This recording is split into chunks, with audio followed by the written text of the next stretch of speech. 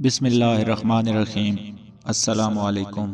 حضرت ابو ہریرہ رضی اللہ تعالی عنہ فرماتے ہیں کہ رسول اللہ صلی اللہ علیہ وآلہ وسلم نے فرمایا کہ مردہ کو جب قبر میں ڈال کر لوگ واپس آتے ہیں تو وہ ان کے جوتوں کی آواز سنتا ہے۔ اگر وہ مردہ مومن ہوتا ہے تو نماز اس کے سر کے پاس، روزہ اس کی دائیں جانب، زکوٰۃ اس کی بائیں جانب، اور دوسرے نیک اعمال، صدقہ و خیرات، صلہ رحمی اور لوگوں سے اچھا سلوک وغیرہ اس کے پاؤں کے پاس آ جاتے ہیں۔ جب اس کے سر کی طرف سے کوئی آتا ہے تو نماز اس کو قریب آنے سے روکتی ہے۔ اس کی دائیں جانب کوئی آتا ہے تو روزہ اس کو اپنے قریب آنے سے روکتا ہے اور آڑ بن جاتا ہے، اور جب بائیں جانب سے کوئی آتا ہے تو زکوٰۃ مانع بن جاتی ہے اور اس کو قریب آنے سے روکتی ہے، اور جب اس مردے کے پاؤں کی طرف کوئی آتا ہے تو اس کے نیک اعمال یعنی صدقہ خیرات، صلہ رحمی اور لوگوں کے ساتھ حسن سلوک وغیرہ آڑ بن جاتے ہیں۔ پھر اس سے کہا جاتا ہے کہ بیٹھ جاؤ، چنانچہ وہ بیٹھ جاتا ہے اور اس کو سورج ایسا دکھائی دیتا ہے جیسے کہ غروب ہونے کو ہے۔ پھر اس سے کہا جاتا ہے کہ تم اس شخص کے بارے میں جو تم میں مبعوث تھا کیا کہتے ہو اور اس کے متعلق کیا گواہی دیتے ہو؟ وہ کہتا ہے مجھے ذرا نماز پڑھ لینے دو۔ اس سے کہا جاتا ہے کہ تم ان قریب یہ کام کر لو گے۔ پہلے اس سوال کا جواب دو کہ تم اس شخص کے بارے میں جو تم میں مبعوث تھا کیا کہتے ہو اور کیا گواہی دیتے ہو؟ وہ کہے گا کہ یہ محمد صلی اللہ علیہ وآلہ وسلم ہے۔ میں گواہی دیتا ہوں کہ وہ اللہ کے رسول صلی اللہ علیہ وآلہ وسلم ہیں، اللہ تعالیٰ کے پاس سے دین حق لے کر آئے۔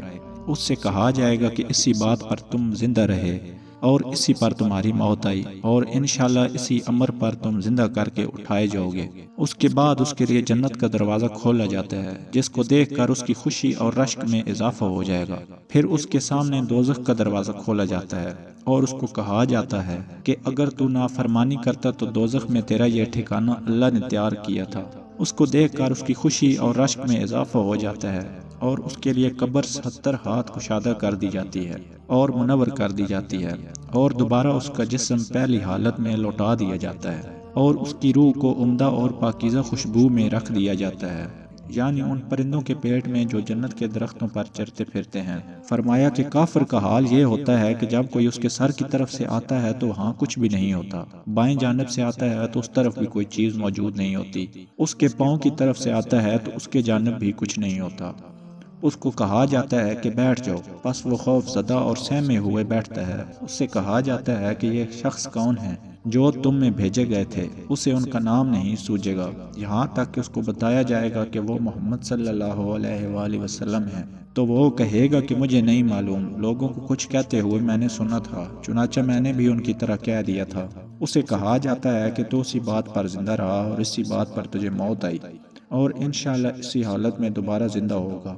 پھر اس کے لیے دوزخ کا دروازہ کھولا جاتا ہے اور اس کو کہا جاتا ہے کہ دوزخ میں یہ تیرا ٹھکانہ ہے۔ اس کو دیکھ کر اس کی حسرت اور ہلاکت میں اضافہ ہو جاتا ہے۔ پھر جنت کا دروازہ کھولا جاتا ہے اور اسے کہا جاتا ہے کہ اگر تو فرمانبرداری کرتا تو جنت میں یہ ٹھکانہ اللہ تعالیٰ نے تیرے لیے تیار کر رکھا تھا۔ اس کو دیکھ کر اس کی حسرت اور ہلاکت اور بھی بڑھ جاتی ہے۔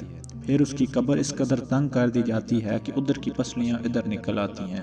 یہی مطلب ہے کہ جس کا اس فرمان خداوندی میں ذکر آیا ہے، مطلب یہ ہے کہ جو شخص میری اس نصیحت سے اعراض کرے گا تو اس کے لیے تنگی کا جینا ہوگا۔